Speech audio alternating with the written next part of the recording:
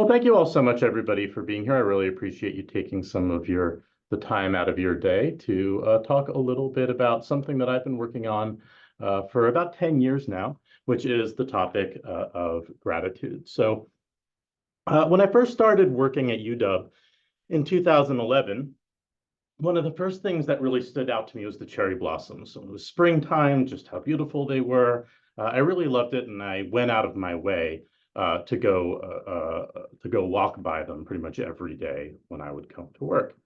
But then after a while, a funny thing happened. I started focusing less on how nice the cherry blossoms looked, and I started focusing more on this and the crowds that would show up. And instead of trying to go to see the cherry blossoms, I would kind of try to avoid them. Something similar happened when the light rail station opened, and I was really happy because it let me commute fairly easily, and I really enjoyed the view. But then pretty quickly, I started noticing something else, which was all the geese that were all by the fountain and a little bit aggressive, and you have to kind of walk around them. And I started focusing on that instead of the more positive side of things. And if this kind of tendency feels at all familiar to you, it's because it reflects this psychological phenomenon called the headwinds versus tailwinds effect. And what the headwinds versus tailwinds effect says is that in general, we're much more attuned to the things that make life difficult, to the things that are challenging for us in our lives, and much less attention to the things that make our lives easier, to the people that help us, things like that. So, for example, research has shown that we tend to believe that our parents were harder on us than our siblings. Same set of studies has shown that we tend to believe that people in other careers have it easier than us. And as we're in the football playoffs right now, football fans tend to focus more on the most difficult matchups in their schedule and kind of say, why us, as they think about that. And so what I argue is we're thinking about this this headwinds versus tailwinds effect and these biases on how we tend to perceive the world, that gratitude can play a really useful role in balancing things out. So in 2017, the Greater Good Science Center at Berkeley did a survey just to look at the state of gratitude, especially in the workplace. And so if you ask people, hey, is gratitude good? And most people say yes. 90% of people agree that gratitude can have a positive impact. 66% of people say that they would likely leave their jobs if they didn't feel appreciated. And that number goes up to 76% for younger employees. But then if you switch the question around and ask, well, what are people actually doing at work? Only 10% admit that they actually say thank you to a colleague on a given day. And in fact, the majority of people say that they rarely or ever express gratitude at work. So what is the reason for this gratitude gap, this big gap between what we say we hope to see at work and more broadly in the world and what actually happens? I think there's at least a few reasons. One of them is that we don't think that gratitude is going to have an impact. So there was a study that was done by a colleague of mine at the University of Chicago, and he asked participants, imagine that you went and walked up to one of your friends and told them that you were grateful for them. How do you think it would go? And they said, I don't know, I think it would be pretty awkward. And you know what? They already know that I'm grateful for them, so I don't think they'd be that surprised. I don't think it would really make them any happier. And then they took a bunch of people in the same group and then had them actually go and express gratitude. And it turned out that it was a much less awkward experience than people expected. And my favorite finding is that the other person was much more surprised than anticipated at the gratitude that they received. We tend to assume that everybody kind of knows what's going on in our heads. They know we're grateful for them. That's actually not the case. And so for that reason, perhaps we're not as ready to express gratitude as we should be. So we don't think it'll have an impact. Another answer here is we're worried that gratitude will make us look bad. And so especially at work, well, if I express gratitude to somebody, then I'm kind of saying that I couldn't do it on my own. Or maybe I feel like these types of emotions aren't appropriate at work. And so that acts as a barrier as well. And then the last one is simply that we just never developed the habit. So if it's just something that's not a norm at work, it's not something that we think to do, it's not primed in our minds. And so we just don't express gratitude very often. I think that this gratitude gap is a shame because especially when we think about building a reflection practice around gratitude and expressing gratitude, if we do it more, it can have a really big impact. So when I first became interested in this topic of gratitude, I started in my own life just going around and expressing gratitude to people around me a little bit more. I remember early on, one of the first things I did, I was at a pharmacy and I was at the register and I was doing the tap to pay, where you're supposed to tap your credit card and it wasn't really working. And the person at the register said, well, you don't really tap it, you're supposed to hold it there.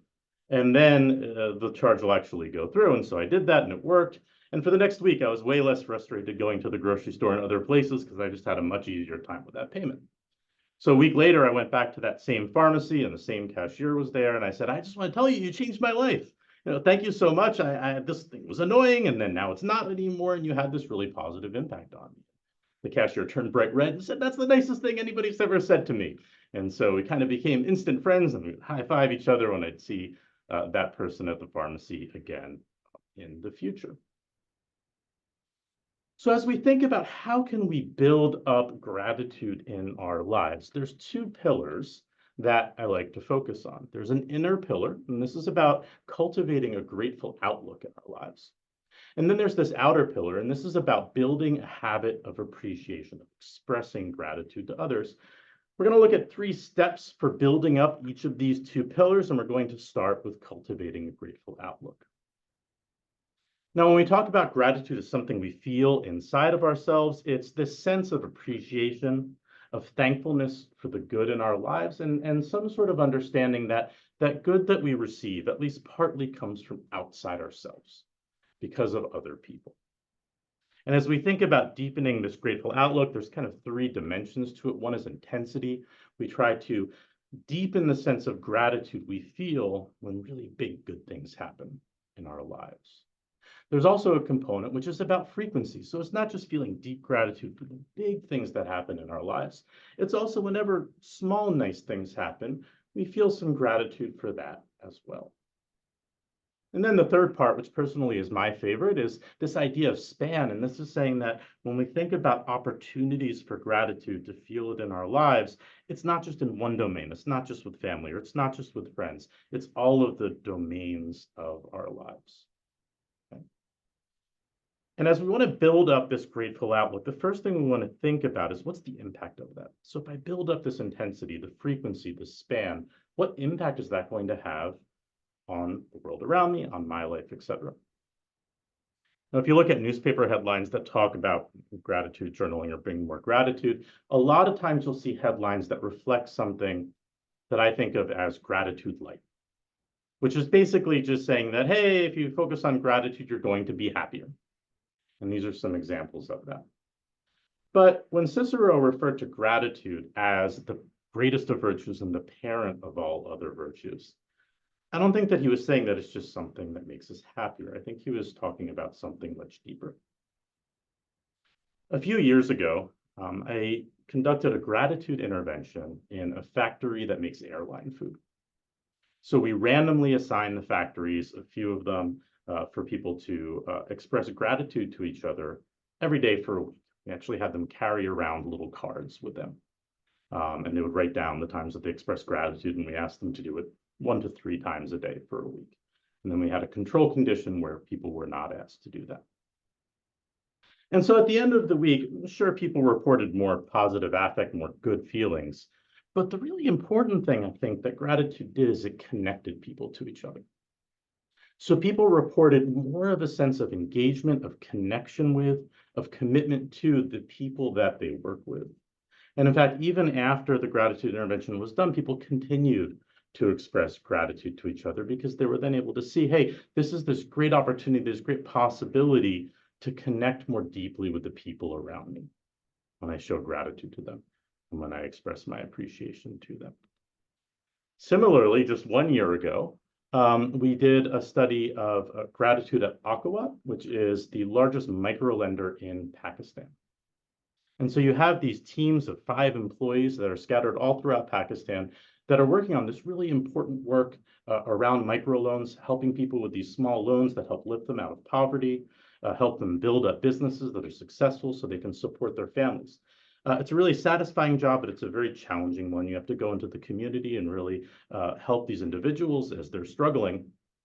And we found that the more that employees express gratitude to each other, it really strengthened the bonds within that team of 5 people so that they could support each other more. It built up what we call psychological safety, which was the sense that, if something wasn't quite going right, they felt like they could talk to each other about it, support each other, and ultimately this increased the performance of those teams. So what does this all mean? Well, it means that properly understood, gratitude isn't something we're developing just as a self-help strategy to be happier. It's something we develop with the explicit goal of becoming more other-focused and of strengthening the bonds between us and other people in our lives. Something much deeper than just gratitude light, something to be happy. So the first step is we want to understand the impact. And then the second step is to build a reflection practice. So one of the most established findings in this gratitude literature is if you want to cultivate a more grateful outlook, you want to reflect. You might have heard the notion of a gratitude journal before, which suggests that you want to write a little bit down each day about things that make you grateful. So gratitude journaling or other reflection practices, they do seem to work pretty well. And there are a couple reasons why they work. It focuses our attention on those things to be grateful for in our lives. Remember at the beginning, I mentioned that headwinds versus tailwinds effect. It does seem that gratitude reflection practices kind of balance that out for us. But it also does other things. It shows us what to seek more of in our lives. So as we're writing about the things that make us grateful, we can say, oh, that person really is a source of gratitude in my life. Let me continue to engage with them and connect with that individual. Or these activities really bring a lot of gratitude into my life. So let me try to engage in those activities more. And in that way, these reflection practices connect us to other people because we see just how important they are in our lives and that positive impact that they're having. If you want to do a gratitude reflection practice, though, it does need to be done thoughtfully. A few tips on how to do that well. Number one is you have to be specific. So if you just have a journal and you write today, I'm grateful for the sun, and I'm grateful for my family, and I'm grateful for another day, it doesn't really work. So it's less of a list format, and you just think about it more as a narrative, focusing more on why than what. Why are you grateful for your friends? Why are you grateful for your family? Why are you grateful for what happened today? And when you write that out in more of a narrative format, it constructs the story in your mind that's memorable and has a more lasting impact. Another recommendation I like to make is to be surprising. What I mean is you want to think about different ways to cultivate that sense of gratitude. Don't just think about positive things that have happened. Think about challenges that you've overcome, negative events that you've avoided. Don't just think about people who have helped you directly. Think about all the people that have helped the people you care about. And we're expanding that scope of gratitude in this way. Final recommendation I like to give here is just this idea that less is more. And what I mean is journaling, it doesn't necessarily work the best when it's a daily practice. If you do it once, twice a week, that can often be more effective because it feels a little bit less like a chore. It's a little bit more memorable. It still becomes a part of the rituals and routines of your life, but not in as static of a way. So there are a lot of benefits to these reflective practices, as I mentioned. One of my favorite sets of advantages here is it actually has a lot of physiological benefits. So if you can cultivate this more grateful outlook through these reflection practices, it helps us sleep more. It leads us to exercise more. It reduces our blood pressure. It has cardiovascular benefits. So lots of really excellent things, not only for our mental well-being, but also for our physical well-being. Now, it can also be challenging. I like to think about these reflective practices a little bit like exercise, a little bit hard to get going. Maybe it takes some effort. Maybe you can have a little stutter, a little difficult to start and keep it moving forward. Why? Sometimes you do it the first time, it feels a little strange. You feel like you don't know what to write, or your problems don't immediately go away and you feel like it's not worth it. So a couple of recommendations to overcome those barriers or those challenges. One, very simple, set reminders. So you just write in your personal calendar, every Thursday, I'm going to do a reflective practice around gratitude. And that can build up that commitment. There are even websites like thanks.org, which will provide that structure for you that can help increase the likelihood that you'll really cement this habit in your life. One of my favorite ways of strengthening the likelihood of continuing this practice is to publicly commit to it. You could publicly commit to it on social media if you wanted, but you can simply tell friends and family, I'm going to start engaging in this gratitude practice. And what's going to happen the next time you see them, they're going to ask you how it's going. And just knowing that other people are aware of what you're trying, that can have a tremendously impactful effect. And then step 3 here is I think that a reflective practice is most beneficial, is most effective when we bring it outside of ourselves. And so what I like to recommend is that you share. And in this sense, I would say that if you're choosing between gratitude journaling and gratitude conversations, I would recommend gratitude conversations. So build a sharing habit that can be incredibly powerful. And what do I mean by that? Something as simple as once a week with your family, you share the things that you're grateful for in your life. This, by the way, is an excellent way to cultivate a sense of appreciation and gratitude in children. I have a 6-year-old daughter. I know how tricky it can be to get children to focus on others and see the things to appreciate and be grateful in the world. But just cultivating this habit, leading by example, sharing at the dinner table, this is what I'm grateful for today. Incredibly effective at building this more grateful outlook. All right, so this is the first pillar, cultivating a grateful outlook. And then the second pillar, this is when we're truly building it, bringing it outside of ourselves, and we're building a habit of appreciation, by which I mean we're expressing gratitude to other people. All right, so let's look at 3 steps for building this habit of appreciation that we push outside of ourselves. So step 1 is we want to look at the distinction between appreciation and recognition. So they're similar to each other, but they're also quite different in a way that's important to acknowledge. When we think about recognition, we're generally talking about positive feedback based on results and performance. There's a transactional nature to recognition and how we often think about it in the workplace. Appreciation, however, it's bigger, it's broader. And instead of focusing on results and performance, we're focusing more on an individual and on their value and on who they are. A couple of years ago, I was at a gratitude event, and one of the other speakers was a consultant by the name of Mike Robbins. And so he gives talks on gratitude to all sorts of organizations throughout the world. But before he was a gratitude consultant, he was actually a professional baseball player. And he was a pitcher, and then he would talk about what it was like to succeed and fail on a given day. And he said, you know, when you're pitching well and the game is going great, it's fine. It's a wonderful day. But if it's not going well, what happens is the manager actually comes out onto the pitcher's mound, takes the ball out of your hand, and gives it to someone else.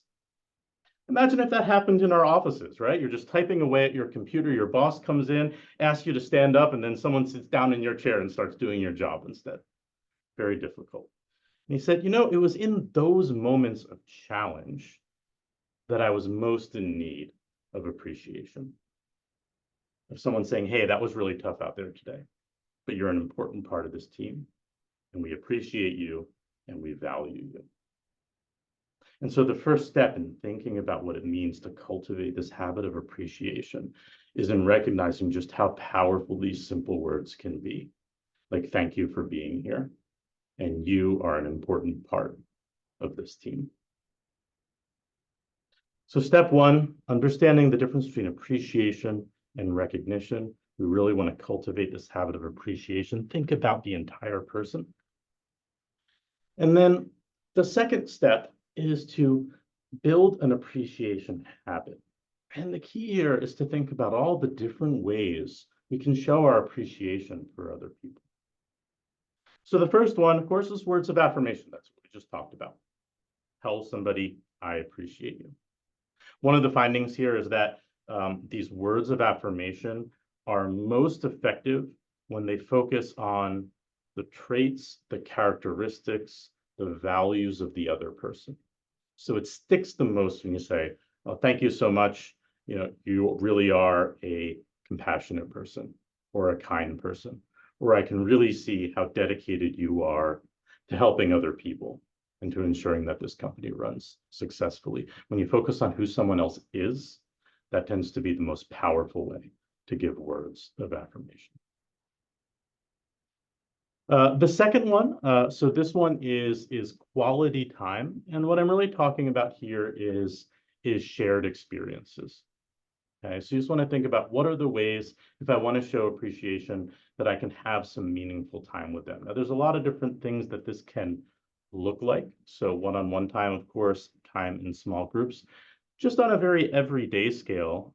So a colleague of mine, Chris Porath, has talked about the 10-5 rule, which just says if you're within 10 feet of a coworker, then you should smile and nod at them. And if you're within 5 feet of a coworker, you should say hello. A very simple way just to acknowledge somebody else, show that you see them, show that you care. So we have words of affirmation, we have quality time. Another one is acts of service. And a key thing here, a key distinction is if you want to help somebody else, don't just guess. We're pretty bad at guessing the ways that other people need and want help in their lives. In academics, we call this proactive versus reactive help. So in an ideal world, what you do is you try to get a sense of, hey, how can I help you? How can I support you? And then you offer help essentially once given permission by that other person, when they give you a sense of what they are looking for.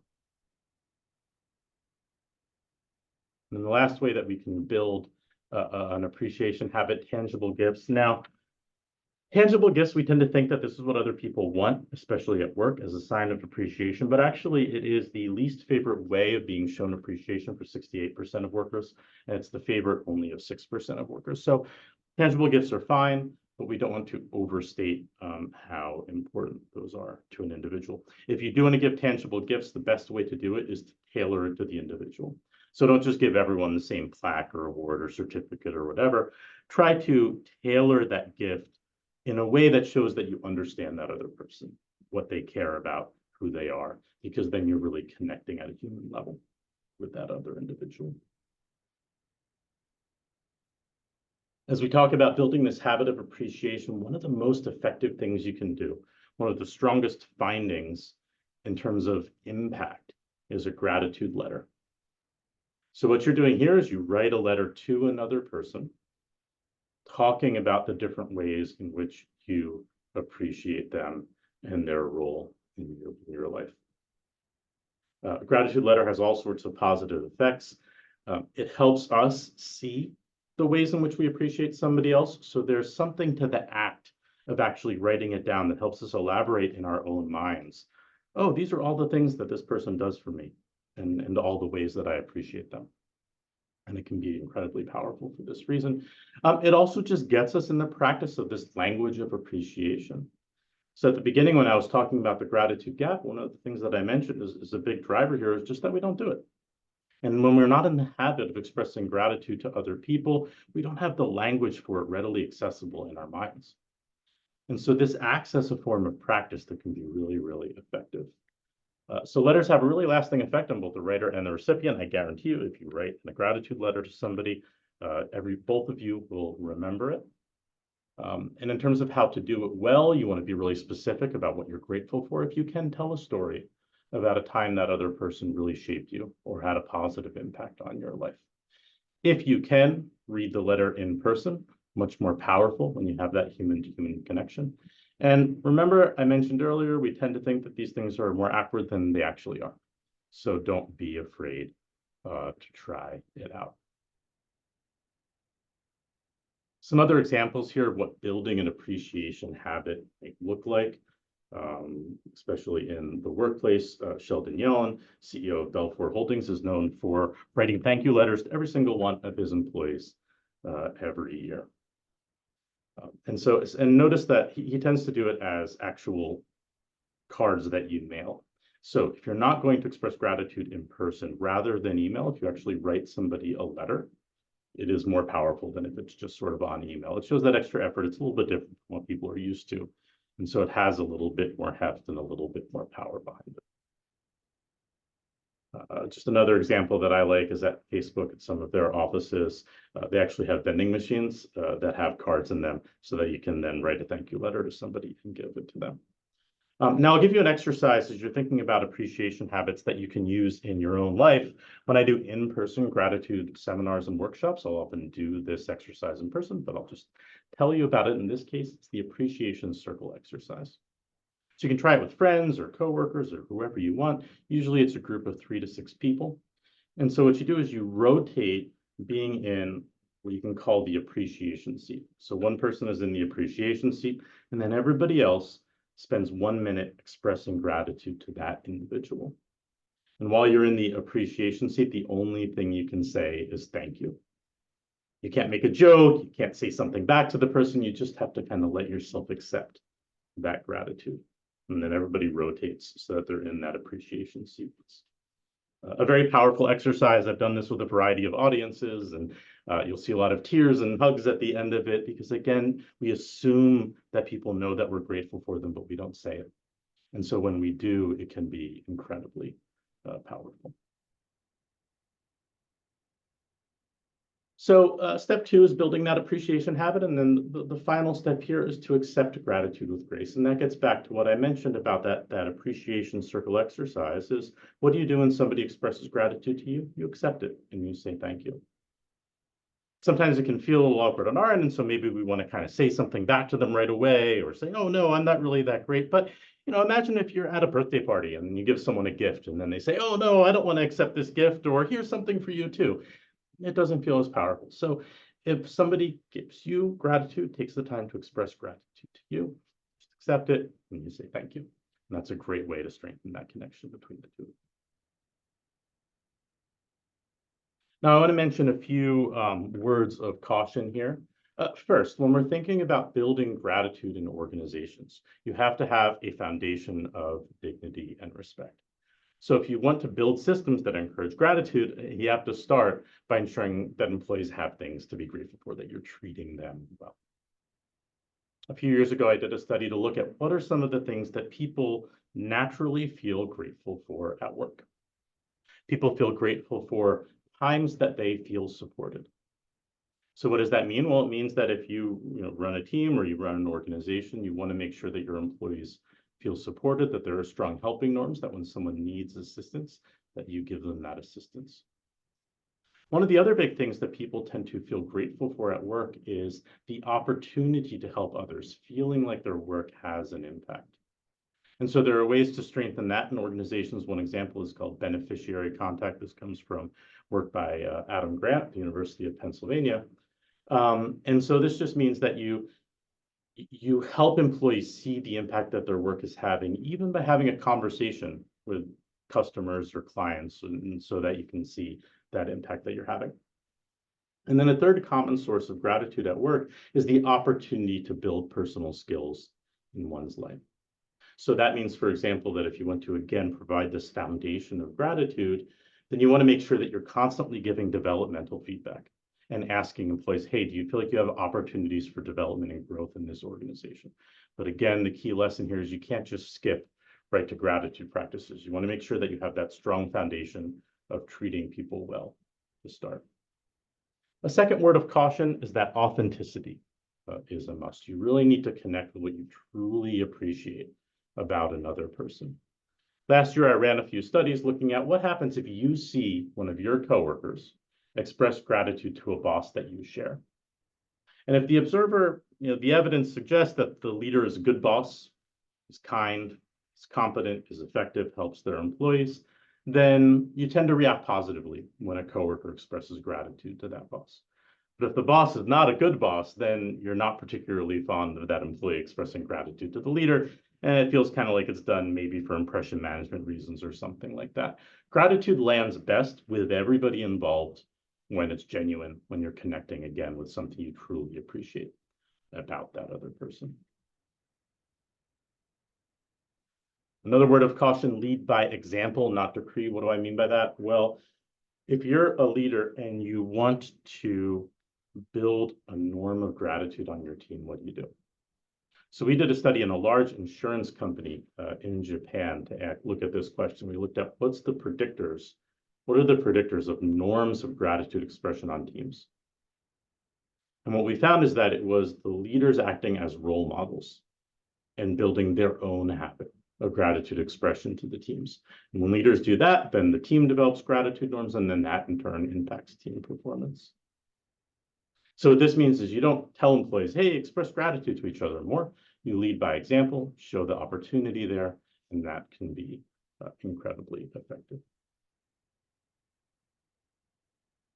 Okay, so the final part here that I like to kind of end with is to think about, well, okay, what's the next step? What can you do if you want to cultivate this gratitude in your own life? And I suggest this 7-day gratitude boot camp. And this idea comes from Bob Emmons, who's written a few books on gratitude and how to cultivate it in our lives. So on day one, you start with this 3 blessings exercise. So you just take a few minutes, write down 3 good things that happened to you today that you could give another person credit for. Day 2, you do the to whom for what exercise. You think of 3 people you're grateful for in your life, and you write a little bit about why. Remember, when we have a reflective practice, thinking about why makes it particularly powerful. Day 3, you start bringing it outside of yourself, and you have a gratitude conversation with a friend, a family member, a coworker, and you just talk about the things in your life you're most grateful for. Day 4, you actually express appreciation. You find somebody in your life that you really appreciate, and you go to them and you express appreciation in person. Day 5, you do this absence of blessing exercise. So you think about an aspect of your life for which you're grateful and write a little bit about how things would be without it. This is a way of adding some creativity to a reflective practice. Day 6, pay it forward. This is when you try to show an appreciation to another person through an act of service, through quality time with them. You're expanding these different ways of building this habit of appreciation. And then day 7 is a day of reflection where you say, all right, I did all these different things. Which ones resonated with me? And the idea is that after a week, then you start having a sense of a vision of what does building more gratitude in my life work? So maybe one of the pillars resonates more with you. Maybe you find the reflective practices particularly powerful. Maybe you find the habit of expressing appreciation particularly powerful. But you find what works for you, you develop a vision, and then in turn you can develop a plan for, again, building up all of this in your life. Something else you can do is there's a bunch of books that are out there. If you want to focus on cultivating a grateful outlook, my favorite book is Robert Emmons' Gratitude Works. So it's kind of this gratitude outlook exercise book. I think it's quite useful. If you want to think about expressing appreciation, particularly at work, The 5 Languages of Appreciation in the Workplace is a very good resource. So that's another one that I would recommend. And if there's anything that you ever want to talk about, you're more than welcome to connect with me on LinkedIn or email me, and I'm always happy to speak about gratitude.